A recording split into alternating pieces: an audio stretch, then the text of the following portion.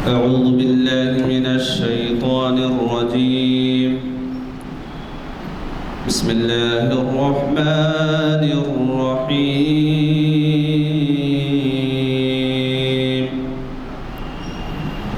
إنا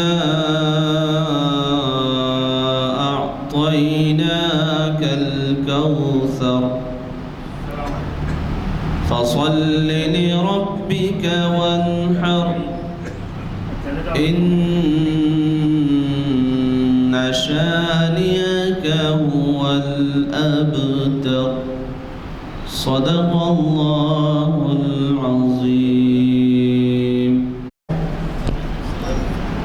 آج 23 ربیع الثانی 1445 ہجری موافق 8 نومبر 2023 عیسوی دن چہارشنبہ بعد نماز عصر جامع مسجد عالیہ کے کانفرنس ہال میں منعقد کی جا رہی ہے.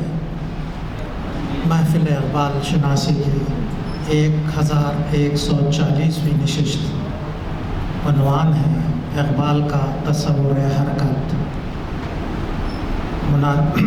پروفیسر مجید بیدار صاحب ہمیں مخاطب کریں گے. میں ادباً گزارش کرتا ہوں پروفیسر مجید بیدار صاحب سے وہ شہ نشین پر آئے اور ہمیں مخاطب کریں. الرحمن الرحیم. اللہ تعالیٰ کا فضل و کرم ہے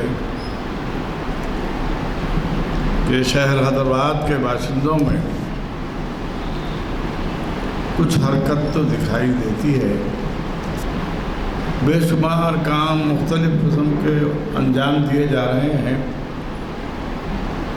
لیکن کچھ ایسے لوگ بھی ہیں جو سنجیدگی سے کسی اہم موضوع پر غور و فکر کرنے والے ہیں. اس لیے آپ تمام لوگوں کا استقبال کیا جاتا ہے. میں نے ایک ایسا موضوع منتخب کیا ہے جس کے بارے میں بہت کم لوگوں نے اظہار خیال کیا ہے. اقبال کے افکار، اقبال کی مذہبی شناخت اور اقبال کے اسلامی تصورات، تصور خودی، تصور عشق، تصور فخر اور تصور مرد مومن، تصور عورت، ہر ایک کے بارے میں بہت کچھ لکھا جا چکا ہے. اقبال ایک ایسے دور کے پروردہ تھے جبکہ حرکت کے معنی اور مفہوم جداگانہ تھے. آج کچھ اور ہو گئے ہیں. ہمارے حیدرآباد کے معاشرے میں حرکت کے معنی تو بالکل نگیٹو لیے جاتے ہیں. کیا حرکتیں کر رہا ہوں یہاں، سمجھ میں آ جاتا ہے کہ کیا ہے. در حقیقت ہم جو گاڑیاں چلاتے ہیں، اسکوٹر، سائیکل، کوئی بھی چیز ہم جو چلا رہے ہیں اس کی رفتار میں تیزی کیوں آتی ہے؟ ایک سائیکل ہے، ایک سرکل ہے، ایک حرکت ہے. کچھ آلات ایسے بنائے گئے ہیں کہ جس کی وجہ سے چھاورے ہونے کی وجہ سے ایک پہیا ایک حرکت میں ایک بار پھرنے کے بجائے 10 بار پھرتا ہے. اس کی وجہ سے رفتار میں اضافہ ہوتا ہے. سب سے طویل ترین، سب سے بہترین رفتار گھوڑے کی سمجھی جاتی تھی. 1 گھنٹے میں 40 میل دوڑتا تھا. آج بھی ہارس پاور کہا جاتا ہے. کتنی ہارس پاور تھی بھی گاڑی. تو ایک دور تھا کہ دوڑ لگانے، بھاگنے میں جو تیز رفتار ہوتا تھا اس کے لیے لفظ حرکت استعمال ہوتا تھا. سائنٹیفک پوائنٹ آف ویو سے حرکت عمل سے بھی ہوتی ہے، حرکت در حقیقت قوت سے بھی ہوتی ہے، حرکت عمل سے بھی ہوتی ہے. لازمی ہے کہ آپ بیٹھے ہوئے ہیں، اچانک سر پر کوئی مکھی آ کر بیٹھ جائے یا ایک مچھر کاٹ لے یا چیونٹی کاٹ لے تو کون سی طاقت ہے جو آپ کے ہاتھ کو فوراً اس جگہ لے جاتی ہے؟ وہ بھی تو ایک حرکت ہے۔ مسلم معاشرہ تو بری حرکتوں میں ملوث ہے، اس کو پازیٹیو یا مثبت حرکتوں کا کچھ علم ہی نہیں ہے۔ یہ خداداد صلاحیت ہے کہ جسم کے کسی حصے پر بھی مکھی بیٹھ جائے، مچھر بیٹھ جائے، چیونٹی کاٹ لے تو آپ کا ہاتھ بغیر کسی ارادے کے وہاں پہنچ جاتا ہے۔ اس عمل کو آپ کیا کہیں گے؟ حرکت بالعمل، ایسی حرکت جس میں آپ کا عمل، آپ کا مقصد بھی شامل ہے، بے مقصد۔ میں جو بتا رہا تھا، ایک تو حرکت وہ ہوتی ہے بے مقصد، وہ بھی ہے بڑے سر گزار رہے ہیں، کوئی مقصد نہیں ہے۔ آپ کو بے مقصد حرکت سے نکال کے مقصدی حرکت کی طرف لانے کے لیے 5 وقت کی نمازیں فرض کی گئی۔ آپ نے ہاتھ باندھ لیا، سر کو جا نہیں سکتے۔ آپ نے ہاتھ باندھ لیا، ادھر ادھر نہیں دیکھ سکتے۔ آپ نے ہاتھ باندھ لیا، یعنی آپ کو اللہ نے جو فطری حرکتوں سے آراستہ کیا ہے، جدھر چاہے دیکھیے، جو چاہے کھائیے، پان چبائیے، تھوکیے، سب حرکتیں آپ کو دیا ہے۔ لیکن داخل عبادت ہوتے ہی ان حرکتوں پر پابندی کیوں ہے بھائی؟ ایک سسٹم میں لانے کے لیے۔ ایک آدمی پولیس میں، ملٹری میں جاتا ہے تو اس کو سسٹم میں لانے کے لیے مختلف قسم کی پریکٹس دی جاتی ہے، تب وہ پولیس والا یا ملٹری کا آدمی کیا رہتا ہے۔ تو میں جو بتا رہا تھا کہ در حقیقت انسان ارادی طور پر بھی حرکت کرتا ہے، بے ارادہ بھی حرکت کرتا ہے، عمل کے ذریعے بھی حرکت کرتا ہے، بے عمل بھی حرکت ہوتی ہے۔ اس کو ہماری اردو زبان میں، ہمارا اردو میڈیم کا سسٹم تھا، حرکت بالخوا، حرکت بالفعل، حرکت بالعمل، اس قسم سے پڑھایا جاتا تھا۔ پتہ نہیں اب پڑھانے کا کیا سسٹم ہے۔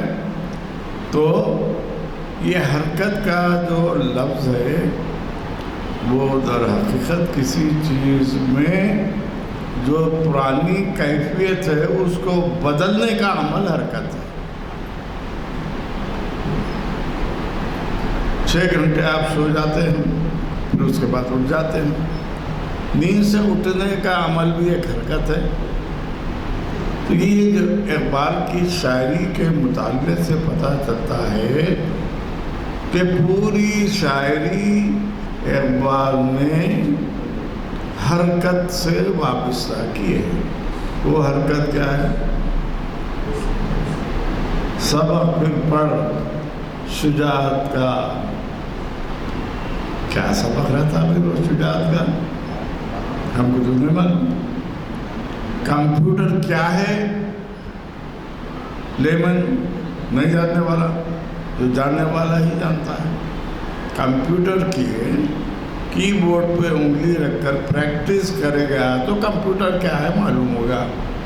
ہاں، تو اسی طرح اللہ تعالیٰ نے اپنے بندوں کو حرکت کی طرف، مثبت حرکتیں بھی ہیں منفی، تو مثبت حرکتوں کی طرف مائل کرنے کے لیے کچھ پابندیاں لگائی ہیں۔ بعض لوگ یہ کہتے ہیں کیا پابندی، کیا ضروری ہے، کیا شادی ضروری ہے؟ لیونگ ریلیشن شپ ہو سکتی ہے۔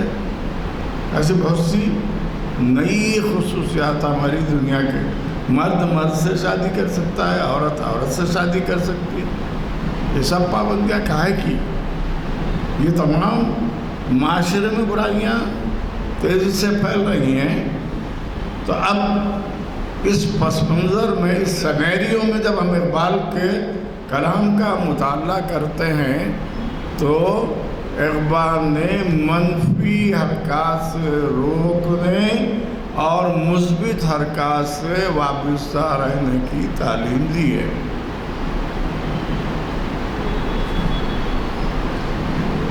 لازمی ہے فکر و عمل کی ترغیب، یعنی کوئی بھی چیز بغیر سوچے سمجھے نہیں کرنا، فکر و عمل کی ترغیب۔ کوئی بھی کام کرنا ہے سوچ سمجھ کے کرنا۔ آپ کے ہاتھ میں چاقو ہے، بڑا خوبصورت ہے، زہر ہے، بہت اچھا ہے، کھا لیں گے کیا؟ کسی کے پیٹ میں چاقو گھونپ دیں گے کیا؟ تو اقبال کا پورا فلسفہ، اقبال کا فلسفہ حرکت انسان کو امپرفیکٹ سے پرفیکٹ بنانا ہے، نامکمل سے مکمل۔ یہ فلسفہ حرکت ہے۔ دیکھیے آپ، ہر گھر میں بچے پیدا ہوتے ہیں، روک سکتا ہے، ہاتھ پیر ہلا سکتا ہے، بات کر سکتا کیا؟ خود سے ادھر سے ادھر ہو سکتا کیا؟ کوئی کتے کا بچہ ہے، بلی کا بچہ ہے، مختلف جانداروں کے بچے پیدا ہوتے، چلتے پھرتے، سب کام کرتے، پھر انسان کا بچہ کیوں نہیں کرتا؟ اس میں کیا مصلحت ہے؟ کیوں ایسا رکھا گیا؟ اشرف المخلوقات کو اتنا بے بس کر کے اللہ نے پیدا کیا۔ در حقیقت انسان کی قوت تمیز کو حرکت کی طرف لے جانے کے لیے اللہ تعالیٰ نے 9 مہینے 8 مہینے 10 مہینے جو بھی وقت ہے، اس کے بعد اس کی گردن بھی ٹھہرتی ہے، اس کے بعد وہ رینگنا شروع کرتا ہے۔ As gradual as the moon rise, پہلے دن بولیں گے آپ 14 کا چاند تو ممکن نہیں ہے، پہلی کا چاند باریک رہتا ہے، اس کے بعد ہوتے ہوتے 14 کا چاند۔ تو کمپلیشن کا، اکملیت کا، مکمل ہونے کا جو مرحلہ ہے، اس میں کچھ جستجو، کچھ محنت اور کچھ تربیت کی ضرورت ہے۔ اقبال کے پورے کلام میں یہی باتیں ہیں۔ انہوں نے حرکت کا فلسفہ وہ نہیں لیا جو ڈرائیڈن نے لیا تھا۔ یورپین فلسفیوں کے نام میں وقت اتنا کم رہتا ہے کہ تمام تفصیلات نہیں بتا سکتا میں، یا سب سے مشہور سائنٹسٹ جو یہودی تھا، اس کے فلسفہ حرکت کو بھی اقبال نے ان کی زندگی میں موجود تھا۔ آئنسٹائن دنیا کا بہت بڑا جو سائنٹسٹ ہے، اس کا بھی فلسفہ حرکت ہے۔ کس کا فلسفہ حرکت کیا ہے اور اقبال کا کیا ہے، صرف میں کچھ پہلو آپ کے سامنے رکھنا چاہتا ہوں۔ تو میں یہ بتا رہا تھا کہ پیغمبر اسلام سے پہلے قبل مسیح میں بھی حرکت کا فلسفہ یونانیوں نے پیش کیا تھا، مصریوں نے بھی پیش کیا تھا، حتیٰ کہ ہندوستان کے رشی سادھو بھی حرکت کا فلسفہ پیش کر چکے تھے۔ ہر مذہب میں، ہر قوم میں یہ فلسفے موجود ہیں، مگر ان تمام فلسفوں، جیسے ابھی میں نے آپ سے یہ بات کہی، آج کا بہت بڑا آئنسٹائن سب سے بڑا سائنسدان سمجھا جاتا ہے، اس نے حرکت کا فلسفہ یہ بتایا کہ اقبال نے خود لکھا ہے، کوئی بھی چیز نکمی نہیں زمانے میں، کوئی بھی چیز بیکار نہیں ہے۔ آپ سمجھ رہے ہیں پڑا ہوا جوتا ہے، وہ پلاسٹک کی چیز ہے، مگر اسے بیچیں گے اس کے بھی 2 روپے آئیں گے۔ تو اقبال نے کہا کہ کوئی بھی چیز نکمی نہیں ہے، بیکار نہیں ہے، ہر چیز کو چاہے انسان بنائے چاہے خدا بنائے اس کی کوئی نہ کوئی وجہ، کوئی نہ کوئی خصوصیت ہے۔ اقبال کے فلسفہ حرکت میں جو شے کی حقیقت کو نہ سمجھے وہ نظر کیا۔ تو اقبال اپنے فلسفہ حرکت میں کسی بھی چیز میں کیا خصوصیات پوشیدہ ہیں اس کو سمجھنے کی ترغیب دیا۔ یہ فلسفہ حرکت کا پہلا درجہ۔ اقبال کی مشہور نظم ہے، روح عرضی آدم کا استقبال کرتی ہے۔ آدم علیہ السلام کو پھینک دیا گیا جنت سے، پریشان تھے، ہر وقت فرشتے موجود، بھوک لگے تو مفت میں کھانا، اور یہاں محنت مشقت۔ اقبال کیا کریں؟ کھول آنکھ، فلک دیکھ، زمین دیکھ، فضا دیکھ۔ اے آدم اپنی آنکھیں کھول، یہ آسمان دیکھ، یہ زمین دیکھ، یہ جھاڑ دیکھ، یہ دنیا کے پورے نظارے دیکھ۔ اگر تو حرکت کرے گا یہ زمین، یہ آسمان، یہ چاند تارے تیرے قبضے میں ہوں گے۔ کیوں؟ تجھ میں وہ صلاحیت لا۔ جب پہلی مرتبہ حضرت انسان چاند پر پہنچے تھے، ہمارے اردو اخباروں میں کیسی باتیں ہوتی رہی، ہوئی کہ نہیں؟ جبکہ قرآن نے کہا گا، قرآن آیت ہے وَالشَّمْسِ وَالْقَمَرِ مُسَخَّرَاتٍ بِأَمْرِهِ، ہم نے چاند اور سورج کو تمہارے تابع کر دیا، تمہارے لیے مسخر کر دیا۔ 1400 سال پہلے کیا، اس پہ کوئی غور کیا؟ غور کرنے والے کوئی دوسرے تھے، پہنچ گئے وہاں۔ تو کہنے کا مطلب علامہ اقبال نے اپنی شاعری کے ذریعے پہلا فلسفہ حرکت میں آنے کے لیے سوچ اور فکر، آدمی ہر چیز پہ سوچا غور کرے گا، فکر کرے گا تو لازمی ہے کہ اس کو کامیابی و کامرانی ملے گی۔ پہلے قصے کہانیوں میں یہ باتیں بتائی جاتی تھی، اب نہ قصہ ہے نہ کہانی ہے، حضرت انسان خود ایک قصہ بنے ہوئے بلکہ عجوبہ بنے ہوئے۔ اقبال انسان کو عجوبہ نہیں، قصہ نہیں، ایک مسلسل زلزلے کی شکل میں بتاتے ہیں، حرکت میں۔ ایک معمولی پرندہ ہے، اقبال اس کی بڑی تعریف کرتے ہیں، شاہین۔ شاہین میں کیا حرکت ہے، 2 مصروں میں بول دیا، پلٹ کر جھپٹنا، جھپٹ کر پلٹنا، لہو گرم کرنے کا ہے ایک بہانہ۔ اگر آپ کے لہو کو گرم کرنا ہے تو انہوں نے شاہین کی زندگی سے مثال دی۔ یہ حرکت کا فلسفہ ہے اقبال کا، کہ ہمیشہ مصروف رہنا، بھائی کیا ہونا، بوڑھے ہو گئے اب کیا کرنا، یہ سب چیزیں اسلام میں حرام ہے۔ عمل سے زندگی بنتی ہے، خود اقبال نے کہا۔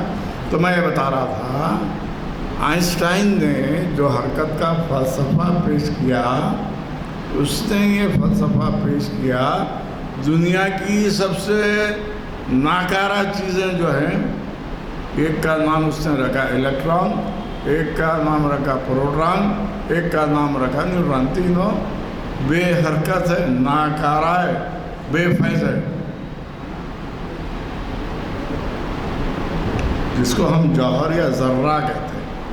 الیکٹران، پروٹون، نیوٹران، ذرے کو جو ہم اب تو زمین پہ چلنا بھی مشکل ہے کیونکہ سڑکیں بن گئی ہیں، نہ مٹی دکھائی دیتی نہ ذرہ دکھائی دیتا، البتہ انسان کا جسم ذرہ ذرہ ہو رہا ہے۔ تو مٹی کا یا جو ہے ریت کا چھوٹا سا ٹکڑا، اس کو ذرہ کہتے ہیں، سائنس کی زبان میں اس کو عنصر کہتے ہیں۔ تو اس نے کہا یہ تین چیزیں بیکار ہیں. Electron, proton. 1,00,000 الیکٹران بھی رکھ لو تو کچھ فرق پڑنے والا نہیں. 1,00,000 پروٹون بھی رکھ لو تو کچھ فرق پڑنے والا نہیں. کیا ریت سے آپ دیوار بنا سکتے ہیں؟ نہیں. تو بہرحال انہوں نے یہ بات کہی کہ الیکٹران، پروٹون اور نیوٹران نیوٹرل ہے، کوئی فائدہ نہیں پہنچا سکتے. مگر الیکٹران کو، پروٹون کو، نیوٹران کو خاص حرکت کے ساتھ قریب کر دیا جائے تو براسٹ ہو جاتا ہے، بم بن جاتا ہے. دیکھیے حقیر ناکارہ چیز میں بھی خدا نے کیسی طاقت رکھی ہے. ایٹم بم جو بنتا ہے الیکٹران، پروٹون اور نیوٹران سے بنتا ہے. یہ کوئی چیز ہم سمجھنا بے حرکت ہے تو آئنسٹائن کہتا ہے آپ جس کو الیکٹران کہہ کر بغیر حرکت کے ہے، پروٹون کہہ کر بغیر حرکت کے، نیوٹران نہیں. ان میں بھی جان ہے، یہ بھی تباہی لا سکتے ہیں. یہ فلسفہ آئنسٹائن کا. ایٹم بم جس نے بنایا، تو کہنے کا مطلب یہ کہ ایسی چیزیں جو ہم ناکارہ سمجھتے ہیں اس کو بھی ناکارہ مت سمجھو. ہر چیز میں اللہ نے، میں نے مصرع کہا تھا، جو شے کی حقیقت کو نہ سمجھے وہ نظر کیا. علامہ اقبال کہتے ہیں کہ ہر چیز میں اللہ نے کوئی نہ کوئی خوبی رکھ دی ہے، اس کی حقیقت کو سمجھنے کی نظر ہم کو پیدا کرنا، وہ حرکت ہم میں آنا چاہیے. وہ آئے تو پھر دین و دنیا ہماری. اقبال کا فلسفہ تصوف کے روایتی انداز سے الگ تھا. بس رات دن اللہ اللہ کرتے رہو.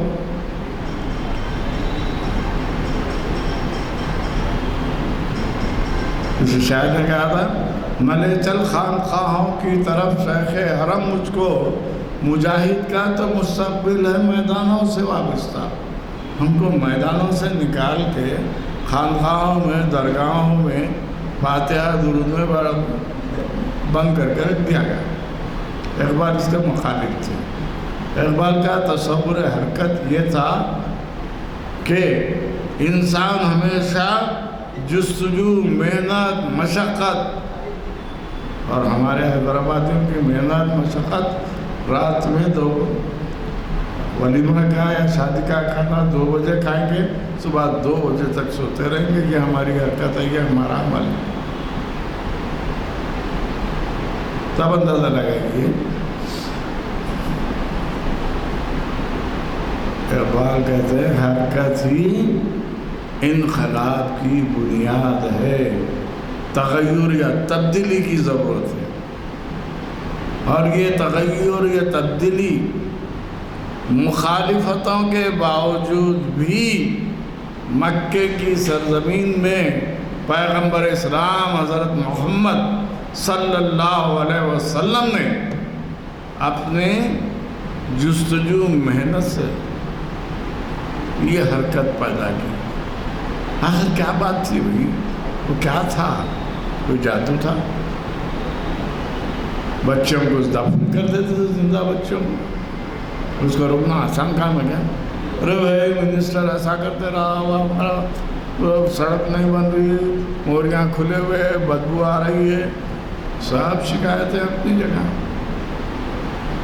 آپ کیا حرکت کر رہے ہیں؟ کوئی عمل کر رہا ہے؟ کسی کے ایم ایل اے کے پاس، ایم پی کے پاس جا کے رپورٹ کر رہے ہیں، میونسپلٹی میں رپورٹ کر رہے ہیں، کچھ بھی نہیں کر رہے ہیں. پھر تبدیلی نہیں آ سکتی. اقبال نے یہ بتایا ہے ہر پازیٹیو چیز کو بڑھانے کے لیے جستجو کرنا حرکت ہے، ہر نگیٹیو نقصان پہنچانے والی چیز کو روکنا بھی حرکت ہے. میں نے بولا گیا میں جا کے نماز پڑھا، بکرا کاٹا، تقسیم کر دیا، آگے بڑھ گیا. یہ فلسفہ ہے کیا قربانی کا؟